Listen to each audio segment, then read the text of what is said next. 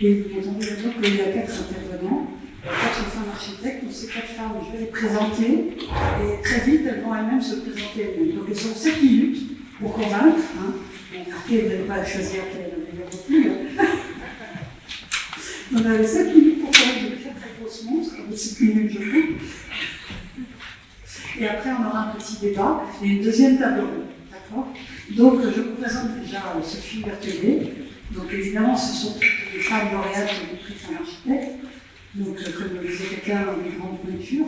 Donc, soyez pas impressionnés, elles sont tout à fait humaines et puis sympathiques. Donc, Sophie Berthellet, architecte des PLG, membre titulaire de l'Académie d'architecture.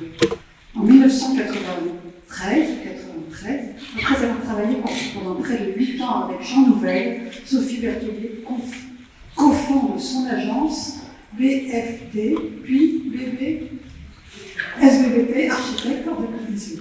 Vous allez peut-être changer.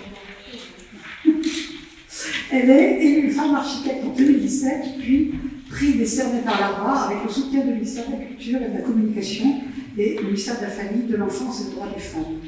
Également, l'UNSFA, l'Union des syndicats départementaux franciliens, affiliés à l'Union nationale des syndicats français, lui remet en 2017 le prix Duo at Work avec Architecte at Work. En 2012, elle reçoit la médaille du prix de Jean, qui lui est décernée par l'Académie d'architecture, qui vient signer et consacrer son engagement dans une volonté d'inscrire l'architecture dans une dynamique toujours à interroger.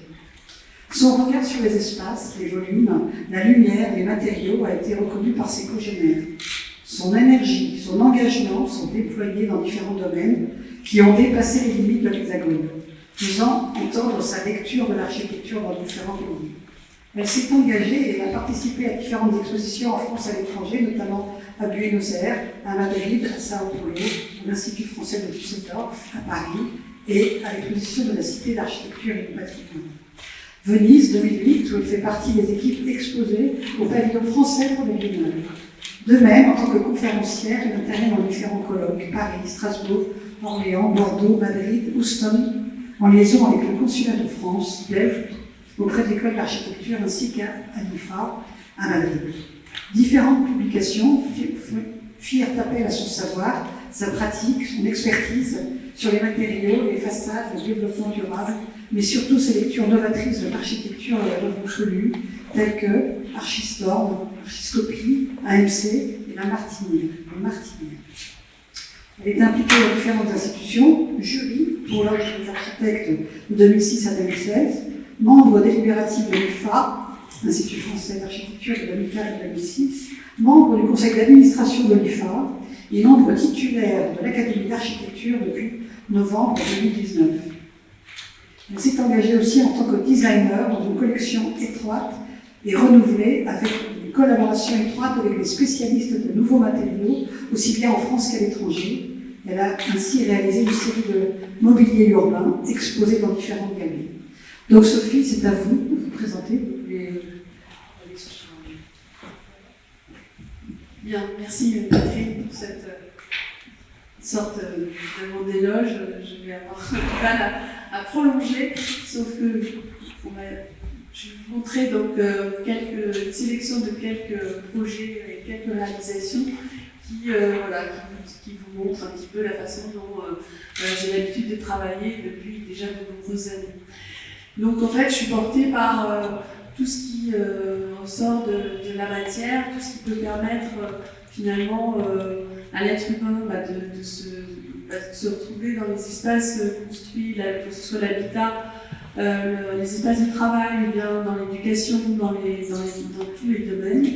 Et donc là, vous voyez une sélection, c'est la Zaxelia.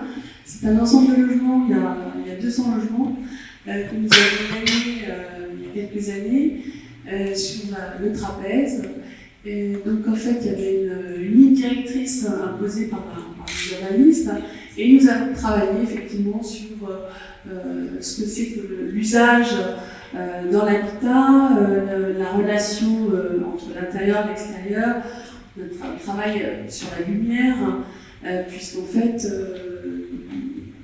la recherche que je fais dans l'architecture, c'est d'ouvrir le maximum tous les espaces pour donner aux gens la liberté de vivre avec ou sans se protéger ou d'avoir le regard qui va se porter plus loin que l'intérieur d'un espace. Vous avez également, donc là c'est à Bordeaux, un ensemble effectivement d'habitations créées de la même manière, enfin avec le même esprit, toujours dans l'idée alors là plutôt à Bordeaux, c'est plutôt l'idée d'avoir des grands balcons ouverts sur la nature et la façon de se protéger du soleil par des grands panneaux coulissants en métal du foyer anodisé doré. C'est l'idée d'apporter de la matière qui est assez rugueuse, qui est assez technique et industrielle, et de la transformer par cet aspect un peu doré et d'initier des reflets et une façon d'avoir la lumière qui va être captée par cette matière. Donc ça, c'est une opération qu'on a fait en 2006. Donc vous voyez, c'est déjà assez ancien, mais toujours aussi d'actualité. Là, vous avez la médiathèque de Tours Nord, que l'on a créée en 2008. Là, c'était un travail sur la spatialité très simple, en fait. Ça s'insère dans un tissu urbain d'une banalité un peu froide des années 60. Et l'idée, c'était de travailler aussi cette matière extérieure par double peau, protégeant à la fois l'espace de la médiathèque, mais également procurant à l'ensemble de l'espace urbain et aux gens qui se promènent une sensation particulière par la matière créée, puisqu'en fait, ce sont des panneaux qui enserrent en fait des copeaux de bronze que je suis allée récupérer dans les déchetteries. Donc là, c'était l'idée aussi de se dire à l'époque, en 2007, 2008, qu'il fallait absolument commencer à récupérer, à travailler, à se repositionner par rapport à la question de l'environnement, du gaspillage, et de proposer une matière, une matérialité particulière traitée de cette façon-là, avec de la récupération de déchets de bronze. Donc là, c'est le beffroi. En fait, c'est une extension et une réhabilitation. Donc, nous avons traité pour faire une mairie annexe qui se trouve en face de la médiathèque. Et donc, en 2008 également. Et là, c'est le rapport entre la matérialité du bâtiment et puis le tramway qui traverse maintenant le Tour Nord et qui se situe dans le même esprit un peu graphique et du design et des lignes qui se chevauchent et se complètent. Une petite école aussi, parce que l'éducation est un thème extrêmement important. C'est déjà c'est le point de départ pour les enfants, pour les former former leur regard sur l'architecture, sur la façon dont ils vont se déplacer, mais aussi regarder, se mouvoir, toucher, sentir. Et donc cette école, c'est une échelle à leur image, composée de plusieurs bâtiments qui sont reliés entre eux, et avec un travail sur la terre cuite, qui est un matériau biosourcé, puisque très peu consommateur de CO2. Vous voyez l'intérieur, donc complètement ouvert. Là, c'est toujours ce travail sur la lumière, protégé par des bris de soleil extérieurs, mais c'est l'idée de prolonger l'espace intérieur vers l'extérieur. Notre dernier projet en cours à Bordeaux, c'est en fait un îlot composé de 30 000 m², 4 programmes différents, des bureaux, des logements d'accession sociale, des logements intergénérationnels, des logements locatifs. Donc, on est coordonnateur de l'ensemble, et avec deux autres équipes d'architectes, Alain Trio et Lambert Lénac, on travaille sur l'ensemble de cet îlot, dont l'urbaniste est Rachel Robert, qui avait défini une trame de départ sur laquelle nous sommes partis pour travailler tous les espaces. Là, vous voyez un zoom sur la proposition qu'on fait sur les logements. Ils sont tous différents, ils ont tous un plan différent, ils sont évolutifs. On a réfléchi avec le promoteur, le bailleur social plus exactement, à la façon dont le logement pouvait évoluer. Donc on a traité des grands jardins d'hiver qui à terme pourront être fermés pour créer une pièce complémentaire. À la demande, selon l'envie et la possibilité des futurs acquéreurs. De la même façon, les bureaux, on les a traités comme des espaces de vie et non pas des bureaux simplement les uns à côté des autres, et plutôt en façon à les traiter comme des ateliers de vie et avec une prolongation sur les espaces extérieurs. Donc c'est un ensemble qui est à la fois homogène vu de loin, mais qui, par des particularités de matériaux, de matière, se distingue lorsqu'on s'approche de près. Donc voilà, je pense que c'est terminé.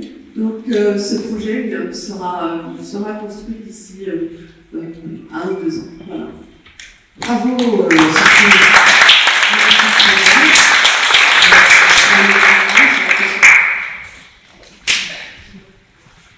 Donc maintenant, nous allons passer la parole à Véronique Charrière, donc architecte urbaniste.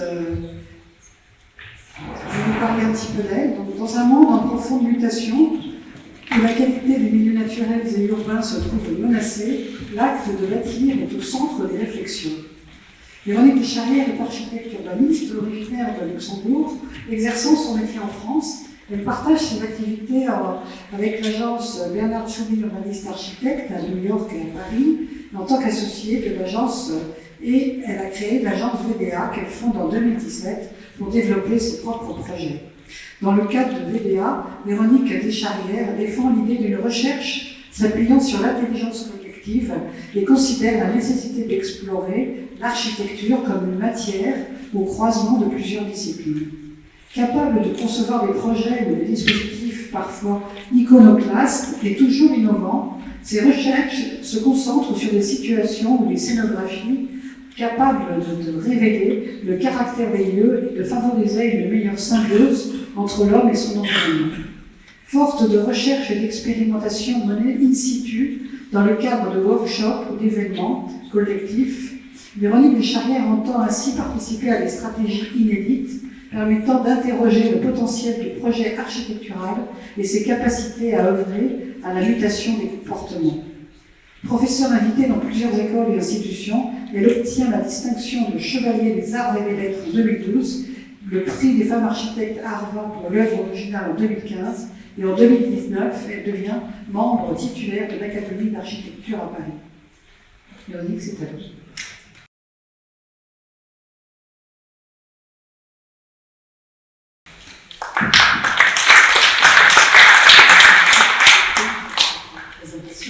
Bon, je pense que je vais essayer de vous présenter un peu rapidement quelques éléments de la démarche que j'essaie de mener à bien en ce moment.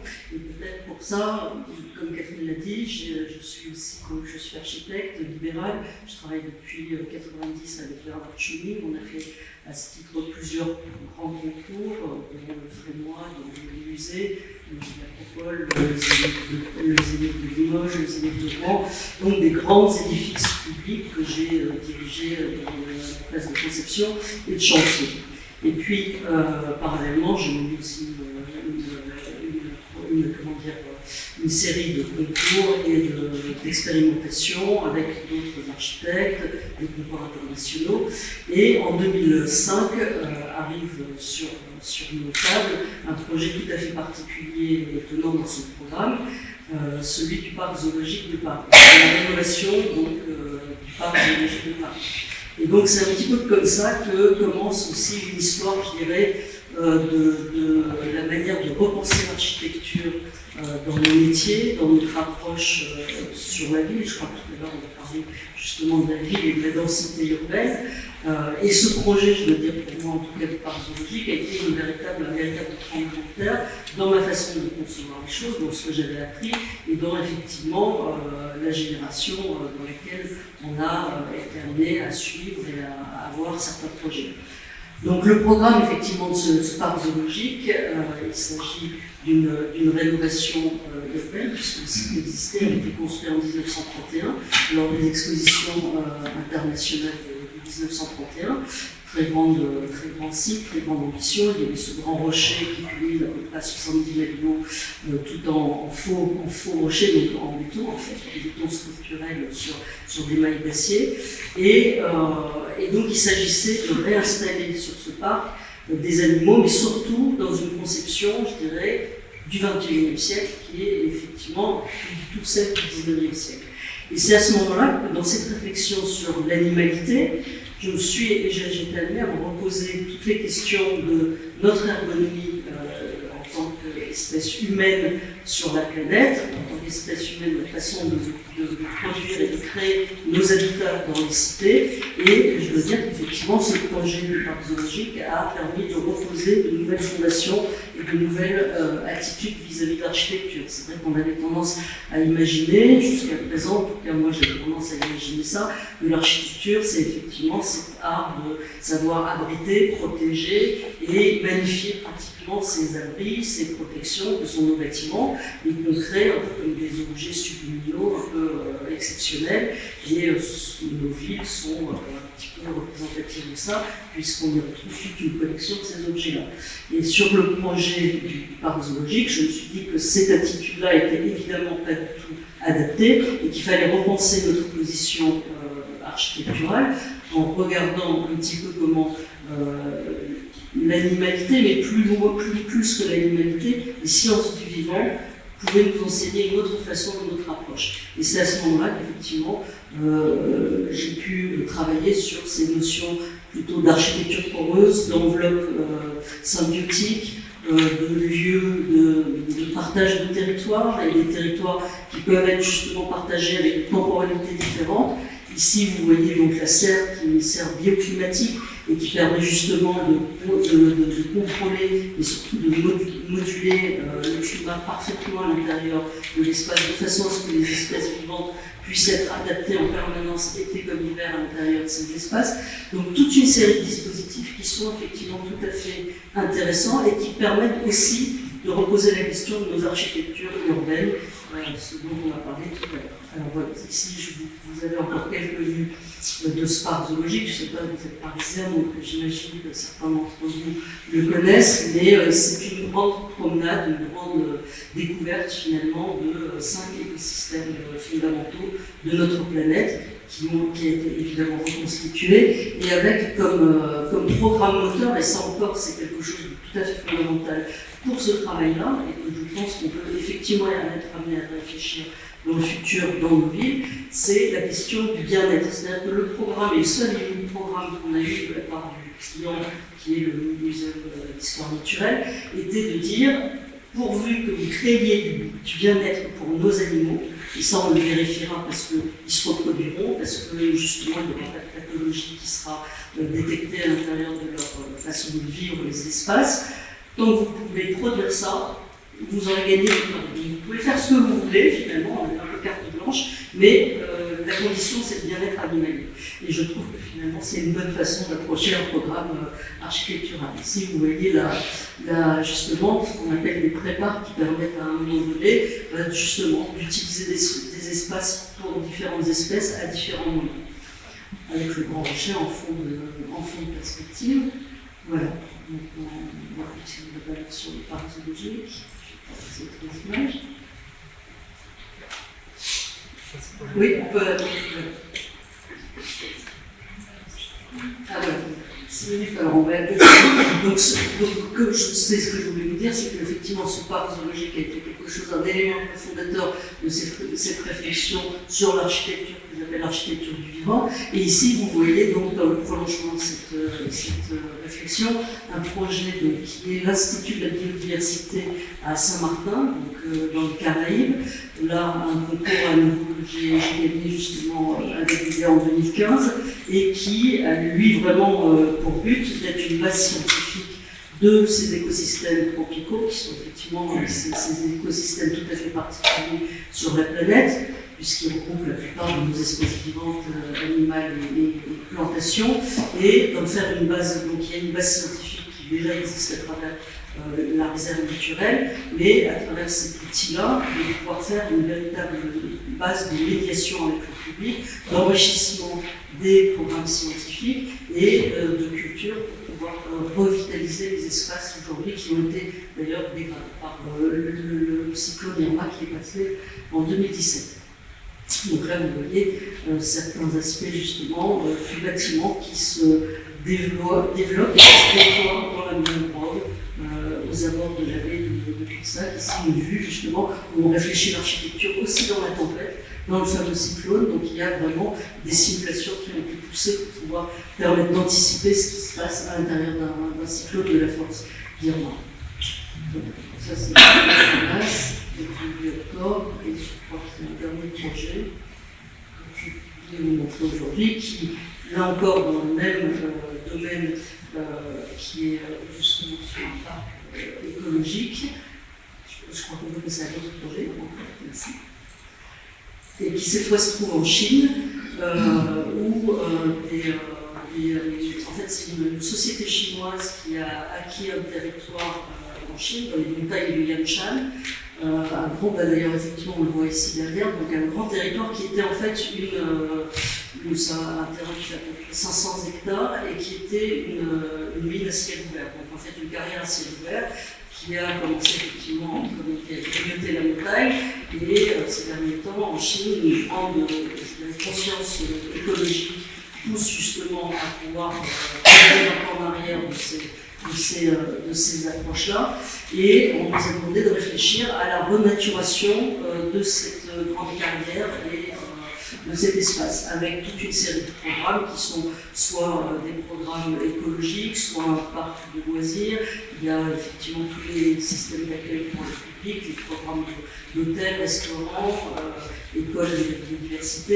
Voilà, donc en fait c'est un très grand projet, assez vaste, mais dont le but a effectivement est de pouvoir retrouver une certaine végétalisation de ces espaces qui ont été entièrement grignotés pour la construction des villes chinoises. Voilà, je vous remercie, puis je vais parler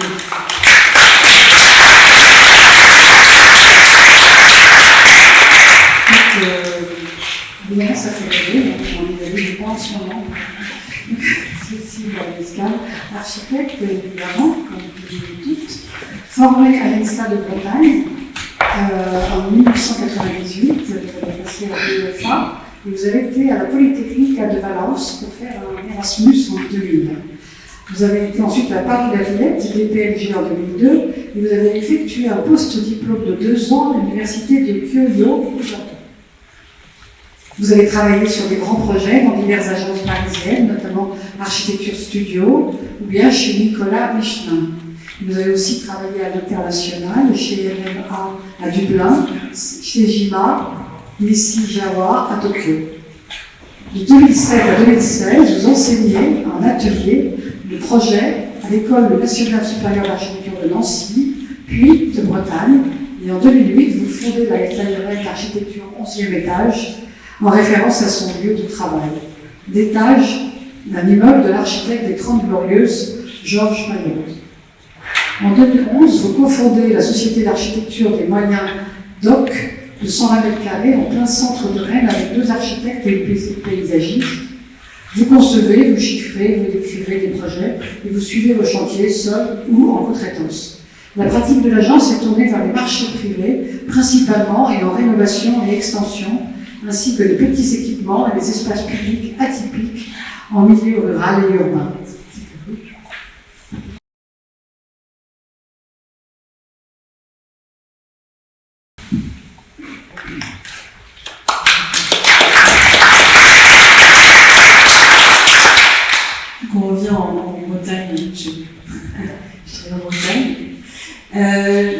l'œuvre originale 2017 que j'ai été primée par l'ARVA. Et c'est un lieu de recueillement à côté d'un cimetière. On voit les tombes juste en face et on distingue la ligne de ce bâtiment juste à côté de celui où on va dans de tristes circonstances. Donc la place du vivant dans la vie, ça serait plutôt la place de la mort pour reprendre la thématique de cette table ronde. Mais j'ai souhaité plutôt m'intéresser à la question de la densité dans la ville, avec en leitmotiv cet extrait d'un poème de Rimbaud que je donne toujours à mes maîtres d'ouvrage. Le retrouver quoi à l'éternité, c'est la mer alliée avec le soleil, avec une œuvre d'Yves Klein, donc pour resituer le débat en se disant voilà, on est de passage sur Terre et on peut proposer des programmations et des architectures qui soient sensibles et qui soient situées en explorant le déjà là avant de proposer encore plus. Donc sur la question de la densité, je fêtais les 11 ans l'année dernière, donc je n'ai pas les 11 ans. La question de la densité, je suis interrogée sur à quoi ça correspond. Est-ce que ça correspond à seulement le nombre d'habitants par unité de surface? En sylviculture, c'est la distance relative entre les plantes dans un bois. En démographie, donc le nombre d'habitants par unité de surface, mais aussi pour une personnalité, c'est le caractère d'une personne à qui de nombreuses qualités fondamentales et bien coordonnées donnent unité, solidité et richesse. Donc c'est intéressant de se poser la question sur ces mots, et j'ai fait cet exercice en vous présentant quelques projets, quelques réalisations donc d'établissements et espaces publics, maisons, extension, réhabilitation.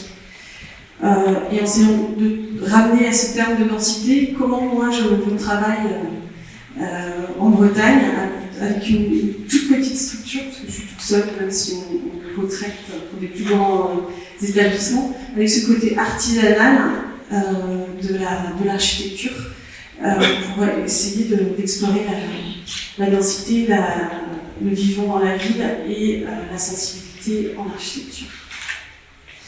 Donc un premier petit projet, je vais passer très rapidement, puisqu'en fait c'est plus se dire qu'ici c'était une densité patrimoniale, comment on s'insère dans un lieu, un ancien haras et une gronde pour un concours avec Concours Heureux qu'on a rendu l'année dernière, comment on s'insère pour garder l'espace paysager qu'on voit autour et proposer un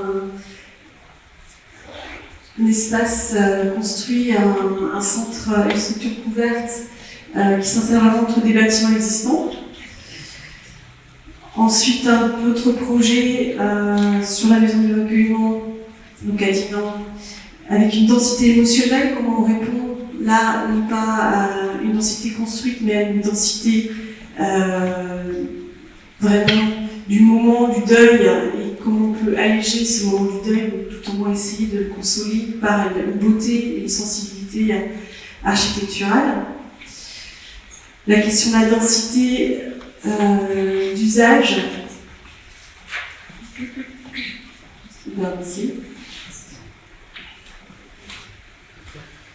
La densité d'usage avec ici un jardin de souvenirs qui concilie des promenades dans le centre-ville du village de Plourin-les-Morlaix dans le Finistère.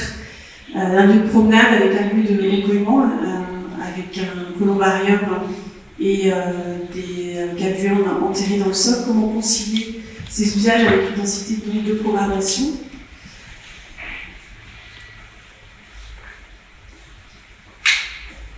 Et avec ce projet de réhabilitation des missionnaires des cartoucheries, on a comment concilier la densité et le paysage avec un travail sur l'insertion en conservant l'aspect sauvage d'un lieu, en s'insérant dans des ruines de pierre. La densité constructive en s'insérant à nouveau dans une église existante proposer un programme d'archives et éviter de sortir de la ville pour un bâtiment neuf qui ne serait non pas construit sur des champs vides, mais sur des champs construits par des paysans et des agriculteurs et qui est leur source de revenus, de travail et accessoirement une source alimentaire, conserver et changer d'usage par la construction dans ce qui existe déjà. Une maison où on répond à la densité future en ne s'implantant pas au milieu d'un terrain mais vraiment sur un côté pour pouvoir construire plus tard juste à côté.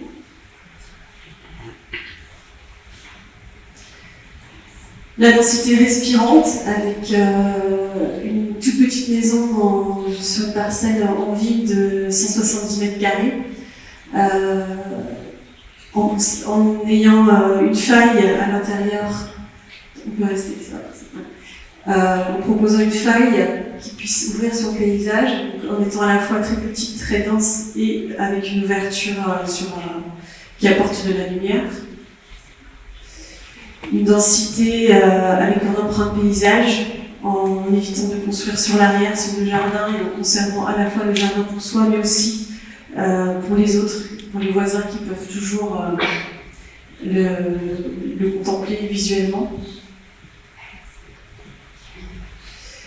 Et enfin, une densité étirée, à nouveau ne construisant pas sur le jardin, mais en proposant une maison qui, sur rue, n'a l'air de rien, mais qui, à l'intérieur, est complètement ouverte sur 3 niveaux. Et en conclusion, ces œuvres de Pierrette Bloch que j'aime beaucoup parce qu'elles évoquent à la fois la densité. Voilà, c'est un amoncellement de petites choses, mais elle évoque aussi la ténérité, la sensibilité, c'est fait avec du crin de cheval, de comment on peut construire avec des choses qui sont ténues, qui sont petites, qui sont à une échelle qui soit politique. Sans forcément prendre notre place. Merci.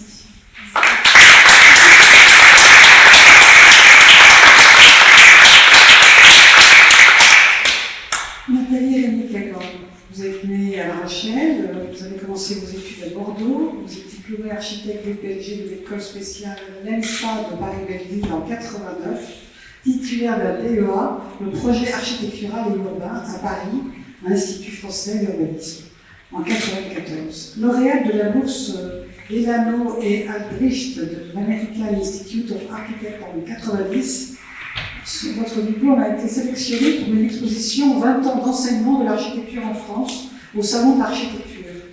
Après avoir collaboré avec l'agence de Richard Meyer Partners à New York en 1990, puis avec l'agence Pierre et Boulet à Paris, comme chef de projet de 1991 à 1992, vous avez participé à votre nom propre à des concours d'architecture et réalisé des maisons individuelles et des réalisations en Charente-Maritime. Vous avez collaboré ensuite comme assistant puis associé avec Michel Cagan de 1992 à sa disparition en 2009. Aujourd'hui, vous êtes gérant de la société et vous poursuivez l'œuvre entreprise par Michel Cagan. En parallèle de son activité d'architecte praticienne, vous enseignez la théorie et la conception du projet architectural et urbain en tant que maître de conférences titulaire dans les écoles nationales supérieures d'architecture depuis 1994, à Rennes, à Versailles, puis à Paris-Val-de-Seine.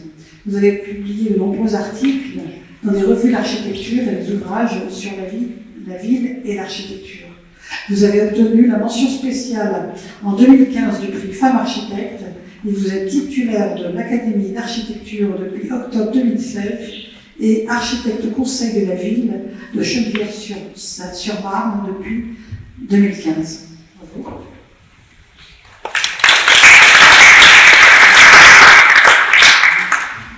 Je voudrais remercier tout d'abord Catherine Guyot et la mairie du 3e pour leur invitation. Je suis une femme architecte, j'ai mon agence dans le 18e arrondissement et je suis aussi enseignante à Paris-Val-de-Seine dans le 13e arrondissement. L'année 2020, c'est une année particulière pour les femmes et pour l'architecture. Pour les femmes, 3 femmes sont en tête de liste aux élections municipales de la ville de Paris. Et pour les architectes, 2 femmes viennent de remporter le Pritzker Prize. C'est donc une année qui commence bien. Alors, je participe à ce débat pour défendre l'architecture d'abord, et pour tenter aussi d'y apporter un certain regard.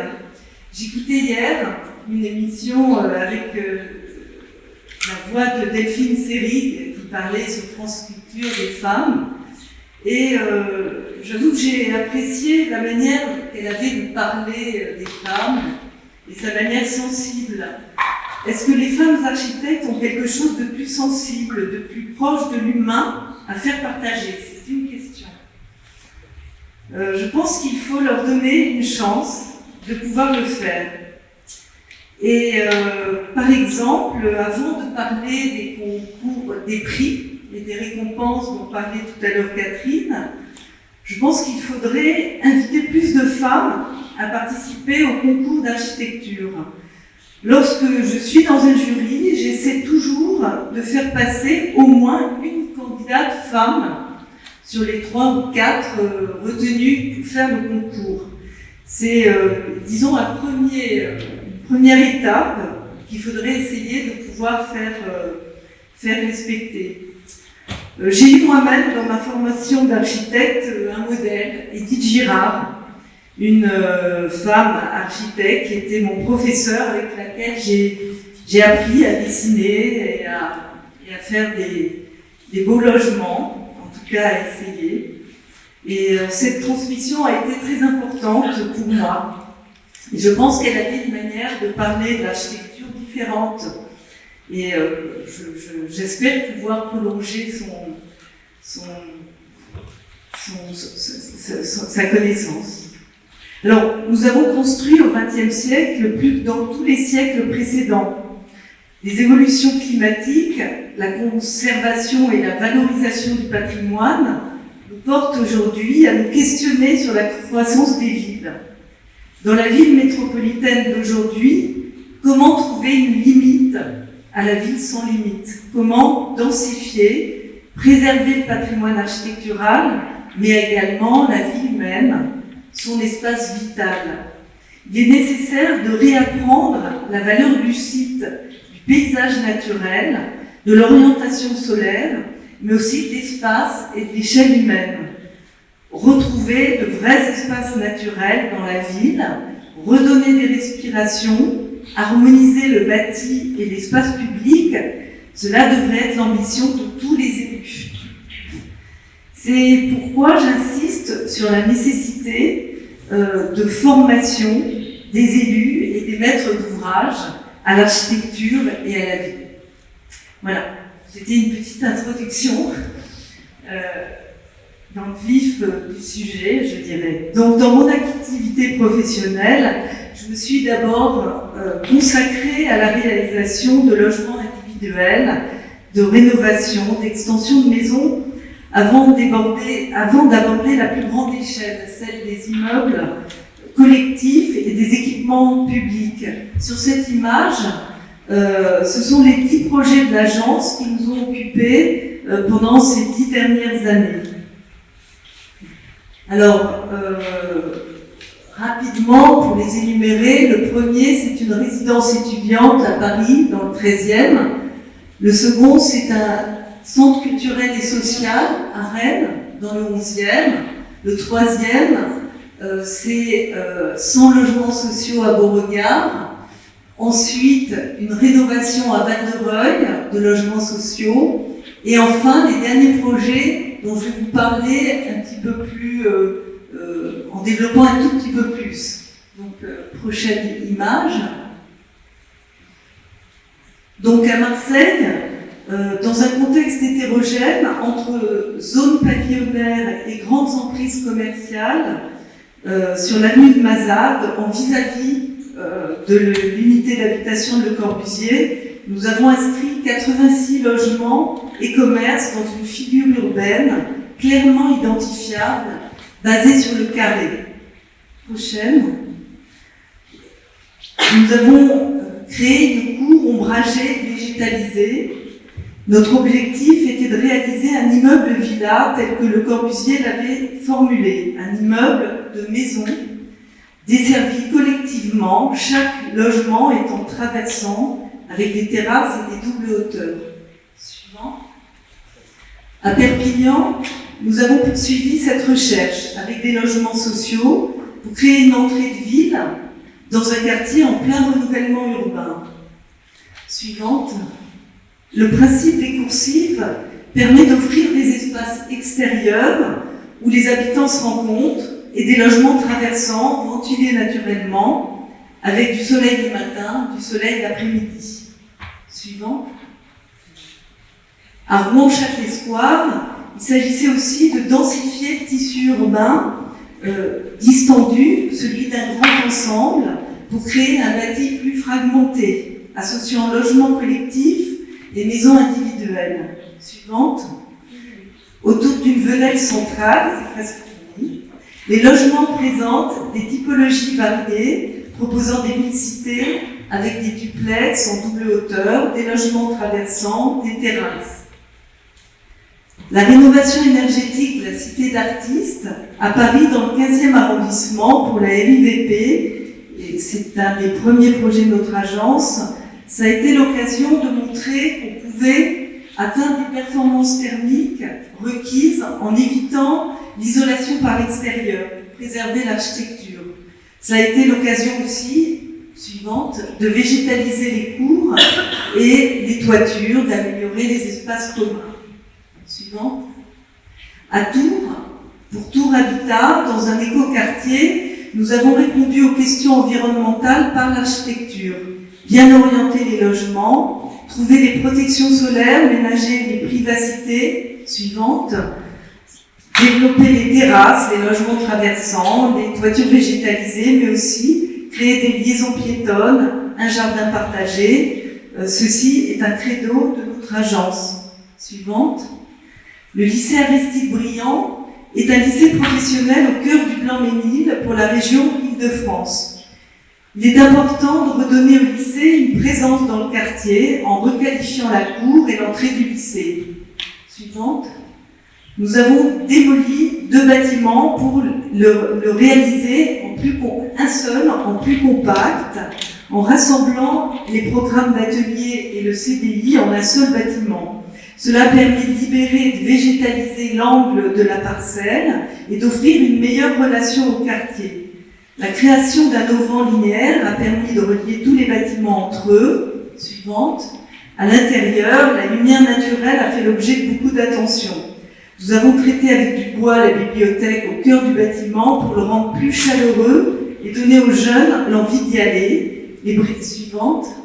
Les brise-soleil verticaux modulent la lumière, assurent la protection solaire et confèrent à la façade une échelle institutionnelle. Suivante. Et pour terminer, je parlerai encore d'une densification.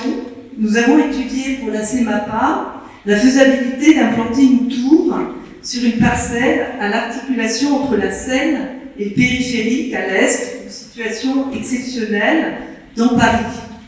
Il s'agit d'une parcelle sur laquelle nous avions déjà construit 2 bâtiments, une cité technique et des logements étudiants. Suivant. Nous avons démontré que l'on pouvait construire la ville sur la ville sans tabula rasa, en respectant le patrimoine, les bâtiments existants devenant le socle de la tour. Et je voudrais conclure par ceci. La ville du XXIe siècle est vouée à se reconstruire sur elle-même. Il faut évaluer les expériences contemporaines pour ne pas reproduire les mêmes erreurs. Il faut comprendre la singularité de chaque ville, son passé historique, son patrimoine, sa géographie particulière pour redonner aux habitants l'envie de vivre dans leur ville. Il faut élaborer une culture urbaine contemporaine, partagée, pour une urbanité et une identité retrouvée. Merci.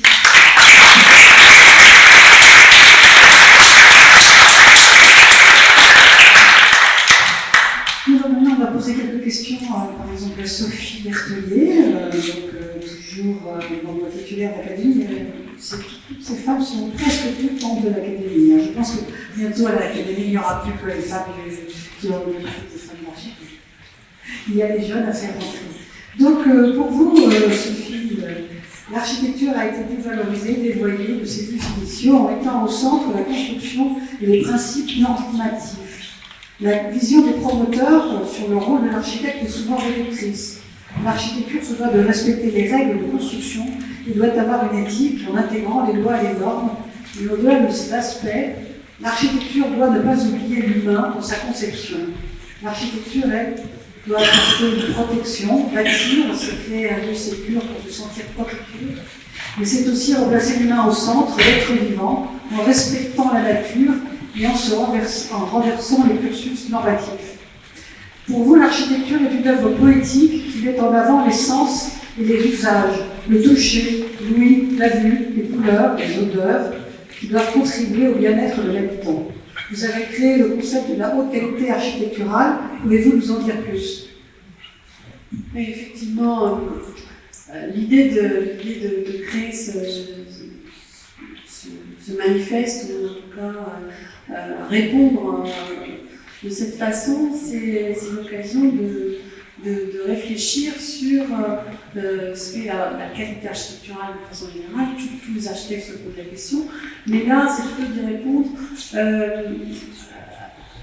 en réaction, je dirais, avec ce qui a été nommé, bien évidemment, la haute qualité environnementale, hein, puisque ça découle de là, mais d'aller plus loin, c'est-à-dire de se reposer la question sur le bien-être, le plaisir, la poésie.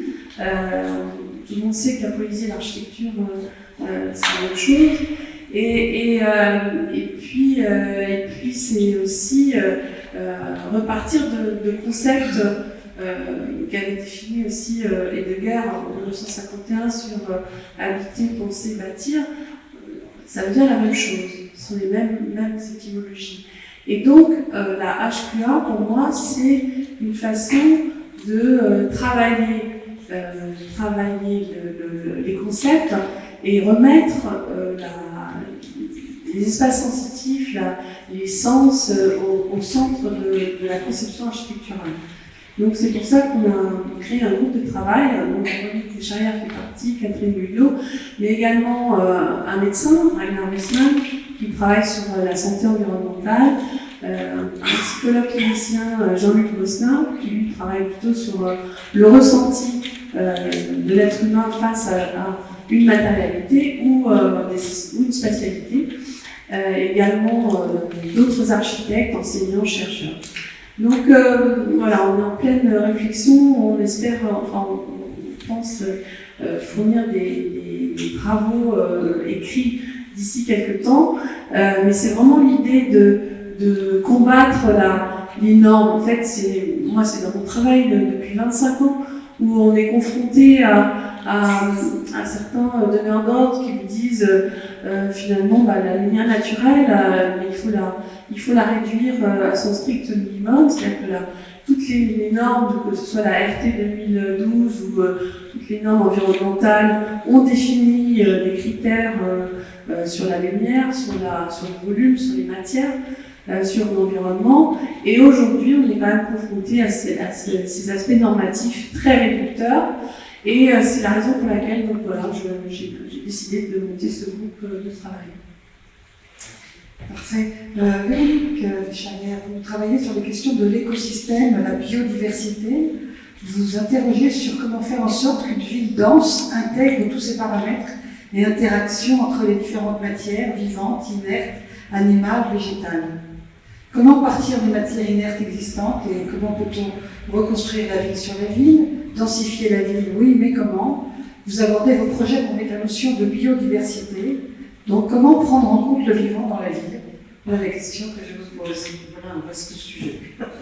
Effectivement, donc c'est un peu le sujet en tout cas auquel j'essaie de m'attacher depuis quelques années maintenant.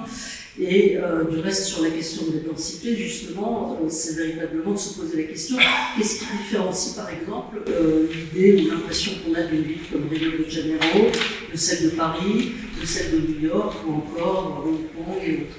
Et donc d'arriver à prendre en compte à l'intérieur de ces développements humains, ces développements humains finalement, d'abord et avant tout, la question justement du vivant, de la géographie. À Rio, ce magnifique pain de sucre qui est une forêt tropicale en plein milieu de la ville, ça change tout et ça donne pas du tout la même ville que celle de New York, où là la forêt elle est d'acier et de verre et de pierre, et elle a sa beauté aussi, évidemment, en tant qu'architecte, on peut admirer aussi ses œuvres architecturales, mais ce qui m'intéresse aujourd'hui, c'est de savoir à quel moment on arrive, à travers nos réflexions, notre approche, les programmes, Sophie en a très bien parlé, la question, comment on re-questionne les programmes sur lesquels on est amené à travailler et à répondre et à donner des réponses pour nos concitoyens et concitoyennes.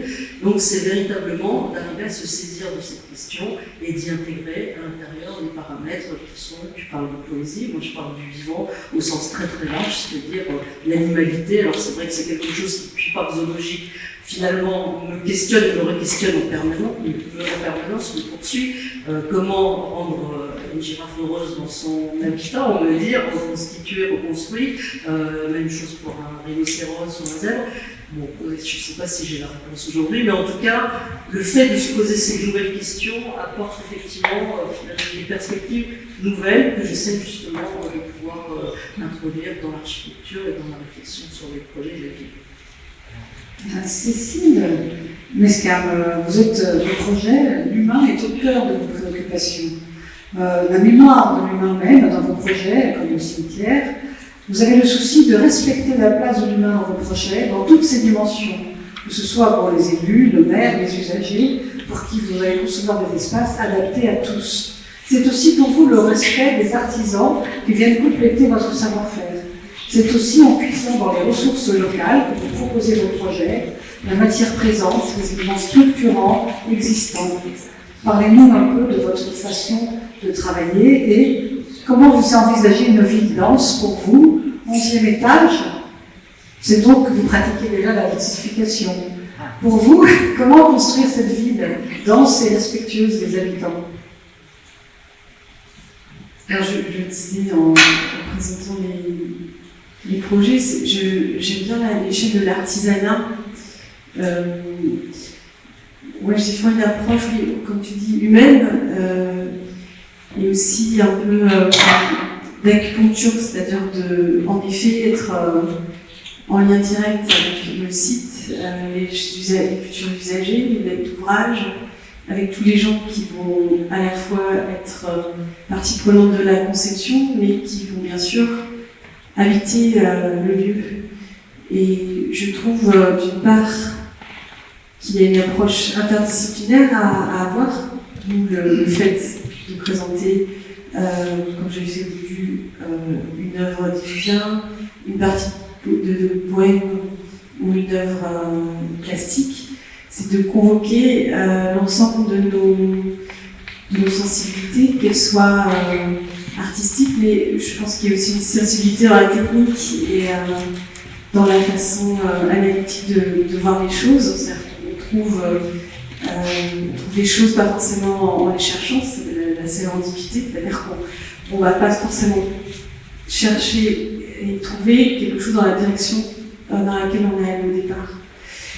Donc à la fois cette recherche de la petite échelle, de l'acupuncture, et en gardant les yeux ouverts sur tout ce qui se passe autour, pour ne pas être que dans l'architecture, mais bien sûr être à la croisée des chemins, qui pour moi est l'architecture, croiser les différentes disciplines. Merci.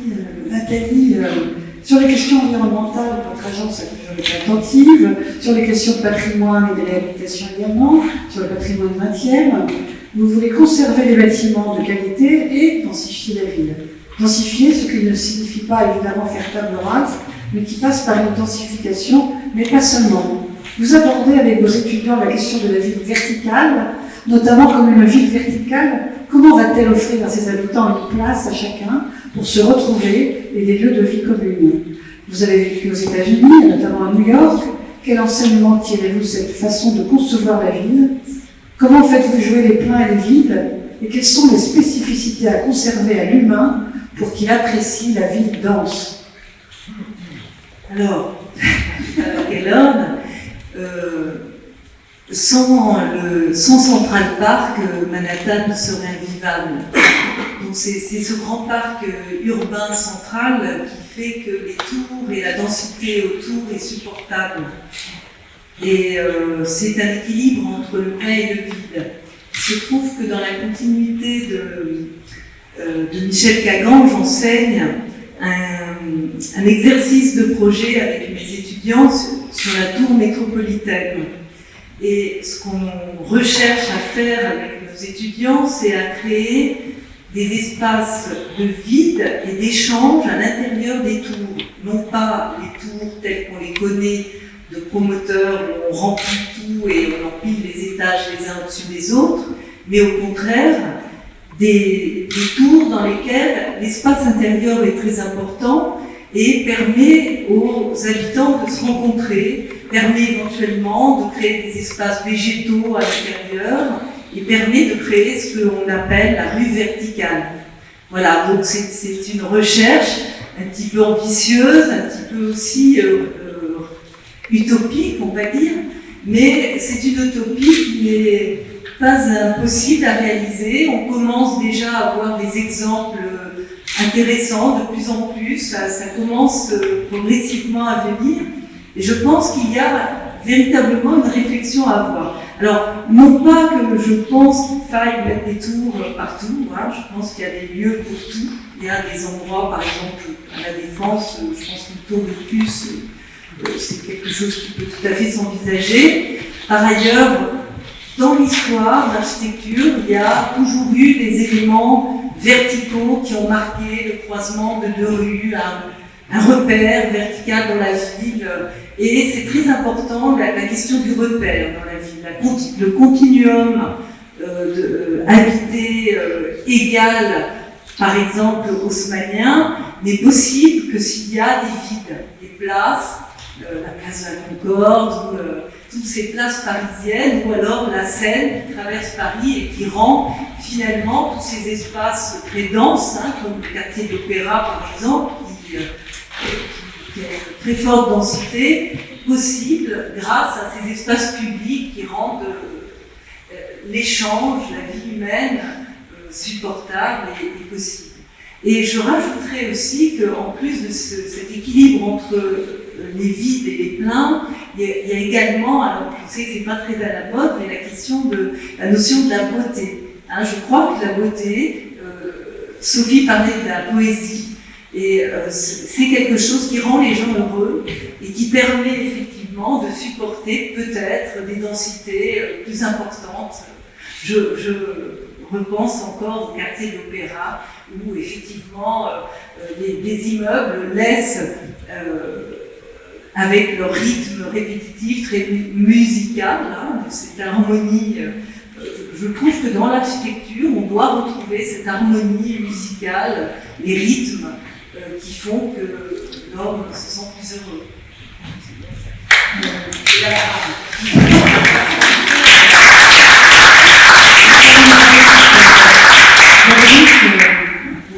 Vous avez fait aussi des surrévélations, des densifications. Comment ça se passe? Qu'est-ce que ça apporte à la ville? Est-ce que c'est pas une solution aussi pour la ville dense de densifier en vertical?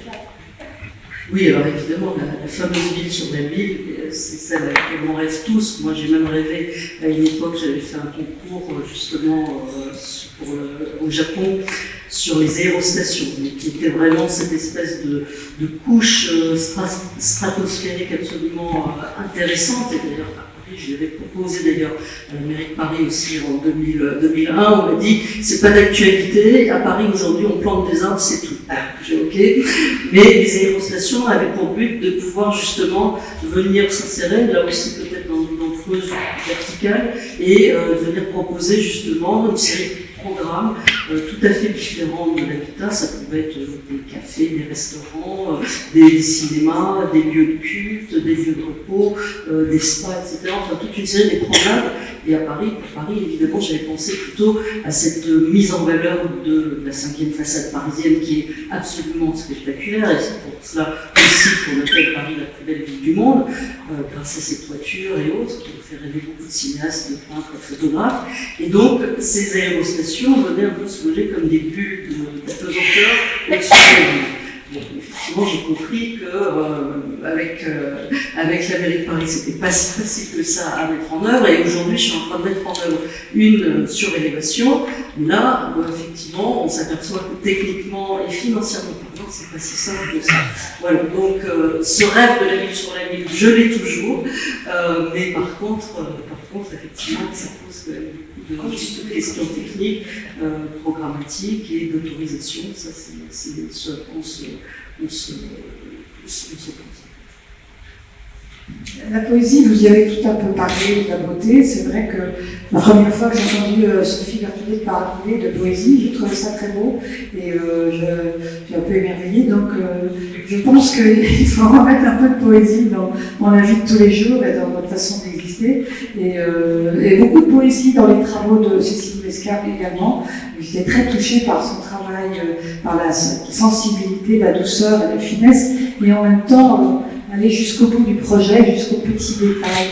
Je pense que le plaisir, il va naître pas de la perfection, parce qu'on sait qu'on n'y arrivera pas, mais aussi de la persévérance et du travail en finesse que vous menez toutes les quatre. Oui, alors la persévérance, en effet, c'est un mot que j'ai appris récemment finalement. Parce que, voilà, quand on est femme, on reçoit souvent des réflexions, oh t'es chiante, oh t'es... Voilà. Non, c'est de l'exigence, de la persévérance, et c'est exactement ça jusqu'au détail, tenir un projet, pas être chiante. Surtout quand on est en face de soi, 10 entreprises avec des gros costauds qui vous arrivent devant, enfin, je fais pas mal de chantiers, et c'est un truc qui arrive assez souvent.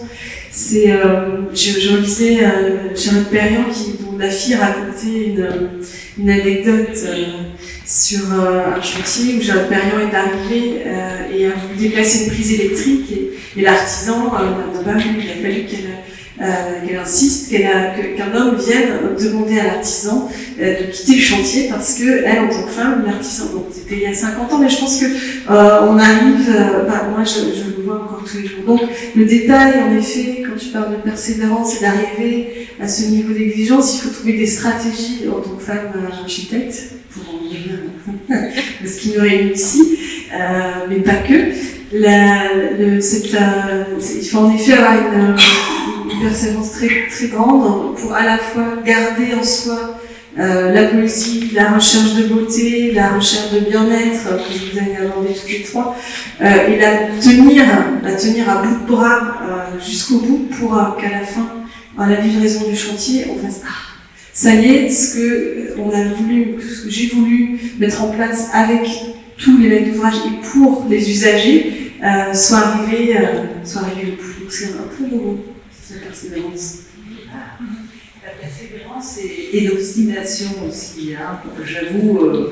J'avoue avoir dû souvent être très obstinée sur des points importants, que ce soit de préservation du patrimoine, avoir envoyé des courriers, non pas à la terre entière, mais presque, pour obtenir de préserver des bâtiments, etc. Et je crois que peut-être que les femmes ont cette souci, je ne sais pas, enfin, peut-être qu'on généralise, hein, mais néanmoins, ont peut-être cette qualité-là. Hein, certaines personnes trouvent que les femmes sont chiantes, hein, on pourrait dire qu'elles sont obstinées et peut-être exigeantes, et elles ont peut-être l'amour du détail aussi.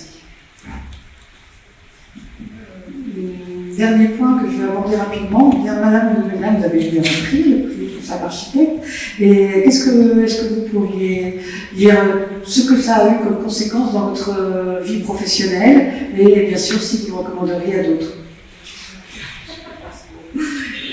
effectivement, recevoir des prix, c'est toujours très très agréable, mais au-delà d'être très très agréable, je crois qu'aujourd'hui, on le sait toutes, la difficulté pour nous, c'est la possibilité, la visibilité, je dirais. Tu as relaté tous les chiffres tout à l'heure sur la profession d'architecte. Aujourd'hui, on est au XXIe siècle, on est en 2020. Effectivement, on a parlé de Charlotte Perriand, on a su qu'effectivement, elle n'avait jamais été reconnue comme architecte, alors qu'elle a effectivement derrière elle une œuvre absolument colossale et qui peut vraiment être celle justement reconnue et clamée d'un architecte. Donc aujourd'hui, notre difficulté, elle est vraiment là, elle est vraiment sur la reconnaissance, la visibilité, et tout ça pas simplement pour, on va nous parler d'ego, on va dire vous faites acte d'ego comme les hommes, mais non, c'est pas tellement ça, c'est surtout qu'aujourd'hui, si on n'a pas cette reconnaissance et cette visibilité, on n'a pas de clients et on n'a pas de marché. Et ça, c'est vraiment la chose la plus difficile à obtenir en tant que femme architecte aujourd'hui. Si tu attends effectivement de voir quelques photos dans les magazines et autres, c'est d'avoir une reconnaissance et une crédibilité vis-à-vis de maîtres d'ouvrage, de politique, qui vont dire, mais oui, il y a cette femme-là, elle est tout aussi capable, compétente et talentueuse que cet homme-là qui aujourd'hui brille et se retrouve dans tous les médias. Donc je pense que la clé pour nous, et pour continuer, et surtout ce qui nous importe, c'est de construire un monde d'égalité, c'est-à-dire de pouvoir avoir autant notre mot à dire que 50% du reste de la population avec laquelle on travaille parfaitement bien, dans les écoles, sur les chantiers, avec les maîtres d'ouvrage. Voilà, donc c'est de retrouver un petit peu cet équilibre qui est quand même aujourd'hui loin d'être acquis. Oui, je vais compléter ce qu'a dit Véronique parfaitement, je suis tout à fait d'accord avec elle. Simplement, je rajouterais le fait que c'est aussi important de pouvoir entendre nos voix et surtout partager aussi avec les autres femmes architectes des parcours et des façons d'envisager l'architecture. C'est toujours très très motivant. L'intérêt aussi d'avoir un prix Femmes Architectes, c'est pour les générations qui sont étudiantes, pour leur faire la promotion aussi de notre métier en tant que femmes architectes et leur fournir aussi des outils et des dispositifs pour qu'elles puissent avoir plus de facilité que nous en avons eu dans nos parcours. Voilà, je complète cette image de la femme architecte. On est femme, on est architecte, on n'est pas que architecte, on n'est pas que femme. Voilà. Le prix, c'était un moment dans ma carrière où j'ai été une phase descendante et je me suis posé beaucoup de questions. Et c'était un petit... ça m'a relancé. Merci Catherine de m'avoir redonné confiance en moi au moment où j'en avais besoin. Oui, je pense que la notion de modèle et de transmission est importante vis-à-vis de nos étudiantes en architecture. Leur donner envie de créer leur propre agence, de ne pas être obligatoirement sous la domination d'un homme architecte, mais de pouvoir exister par elles-mêmes, qu'elles aient le courage de le faire. Et je pense que la notion d'exemple est toujours importante et j'avoue que ce prix permet justement cette promotion des femmes.